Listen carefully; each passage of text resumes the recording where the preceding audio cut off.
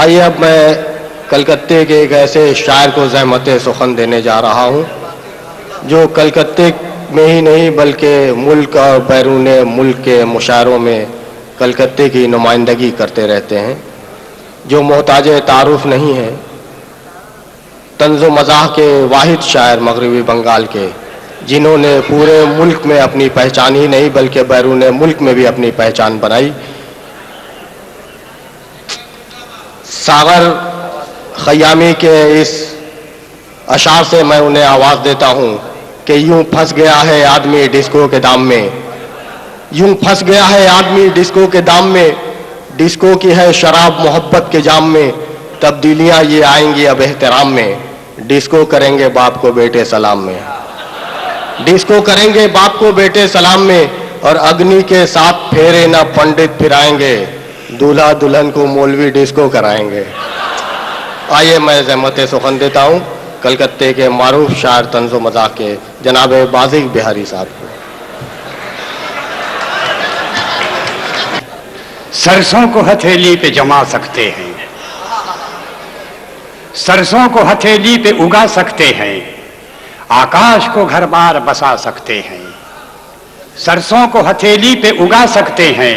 آکاش پر گھر بار بسا سکتے ہیں، ہم شاعر اعظم ہیں یہ سن لو بیگم، ایک شیر سے چولہے کو جلا سکتے ہیں، ایک شیر کو چولہے سے جلا سکتے ہیں۔ اور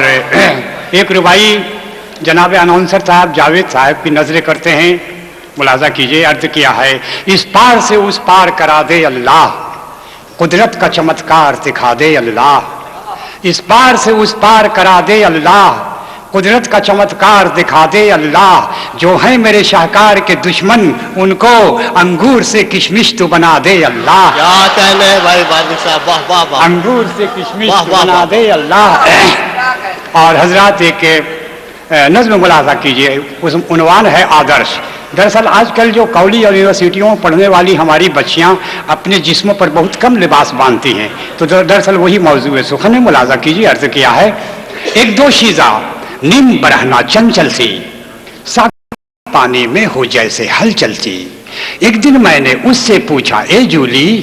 بیبی اسٹوڈنٹ ہو تم تو کالج کی، تم جو اپنے تن کی نمائش کرتی ہو، انگریزی فیشن کی نمائش کرتی ہو، یہ بے شرمی، یہ اریانی شرم کرو، تم ہو لڑکی ہندوستانی شرم کرو، دختر قوم و حرمت ہندوستان ہو تم، شیوا جی اور ٹیپو کی سنتان ہو تم، پرکھوں کی تہذیب کو رسوا کرتی ہو، بیبی کچھ تو سوچو یہ کیا کرتی ہو، ہنس کر بولی آپ بھی کیسے انکل ہیں، 56 سال کے ہو گئے پھر بھی بوتل ہیں، ہنس کر بولی، ہنس کر بولی، ہنس کر بولی آپ بھی کیسے انکل ہیں، 56 سال کے ہو گئے پھر بھی بوتل ہیں، پرکھوں کے سانچے ہی میں تو ڈھلتی ہوں، گاندھی جی کے آدرشوں پر چلتی ہوں۔ واہ واہ واہ واہ واہ، بہت اچھا بھائی بازق صاحب، کیا کہنے ہیں، واہ واہ واہ واہ، ارے واہ واہ واہ واہ واہ، کیا ہنس کر بولی آپ بھی کیسے انکل ہیں، 56 سال کے ہو گئے پھر بھی بوتل ہیں، پرکھوں کے سانچے ہی میں تو ڈھلتی ہوں، گاندھی جی کے آدرشوں پر چلتی ہوں، ہم سب کو جو راہ دکھایا کرتے تھے وہ بھی کپڑے کمین پہنا کرتے۔ بہت اچھے، واہ واہ۔ حضرات ایک تضمین ملاحظہ کیجئے، اور یہ کہ آپ سب حاضر ہوئے، تشریف لائے یہاں، گویا آپ لوگوں نے مجھے آواز دی، میں آ گیا، آپ ہی حضرات کی نظر کرتا ہوں ایک فلمی تضمین ملاحظہ کیجئے۔ تم نے ہم کو یاد جب کیا، دل ہمارا یوں مچل گیا، گھر سے بے دھڑک نکل پڑے اور تمہاری سمت چل پڑے، سارے رشتے ناتے توڑ کر، گھر دوار اپنا چھوڑ کر، جب تمہارے پاس آ گئے، رنج و غم بھی راز آ گئے، دیکھ کر تمہاری بے خودی، کہہ اٹھی یہ دل کی بے کلی، ہم کو صرف تم سے پیار ہے، ہم کو صرف تم سے پیار ہے، کہہ رہی ہے دل بھی بس تمہارا انتظار ہے۔ کیا کہنے بھائی بازق صاحب، بازق صاحب اتنی جلدی آپ کا ایک پارٹ ہے۔ ایک اور تضمین ملاحظہ کیجئے، عرض کیا ہے، بیگم نے یہ مجھے مائکے سے خط لکھا، میرے شریک غم اے میرے دل ربا بولو میرے بنا رہتے ہو کس طرح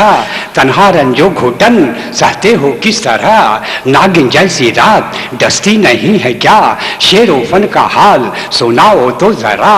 بیگم کا خط پڑھا تو میں مچل گیا پھر یوں پائے جواب میں نے اسے لکھا کرتا ہوں شب و روز میں اے میری خیرن فیلن فیلن فیل مفاعل و فیلن کرتا ہوں شب و روز میں اے میری خیرن فیلن فیلن فیل مفاعل و فیلن چلتی ہے شعر و فن کہ اس طرح دکان ہو جاتی ہے معن تب صبح کی اذان ساری ساری رات جگاتا ہے یہی اکھیوں سے نیند چراتا ہے